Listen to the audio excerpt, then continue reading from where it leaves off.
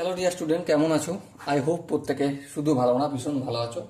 স্ক্রিনের উপর একটা প্রশ্ন দেখা যাচ্ছে, তাই না? প্রশ্নটা কি সেটাকে মন দিয়ে পড়বো। কি বলেছে দেখো, কোনো চতুর্ভুজের কর্ণদ্বয় সমান এবং পরস্পর সমকোণে সমদ্বিখণ্ডিত করলে চতুর্ভুজটি হবে option A B C D. দেখো, এই কোশ্চেনটা বলার কিছু নেই। চতুর্ভুজের কর্ণ সমান বলেছে, আর কোণগুলো আর আর কর্ণ সমান আর পরস্পর সমকোণে সমদ্বিখণ্ডিত। মানে এটা কার হয়, এই কোশ্চেনটা বলার কিছুই নেই, এটা একটা বর্গক্ষেত্র হবে। কারণ আমরা বর্গক্ষেত্রের ক্ষেত্রে কি জানি, যে চতুর্ভুজের কর্ণদ্বয় পরস্পর সমান হয়। ঠিক আছে, আর কি হয়, আর পরস্পরকে সমকোণে সমদ্বিখণ্ডিত করে। মানে এখানটা যতটা এখানটাও ততটা।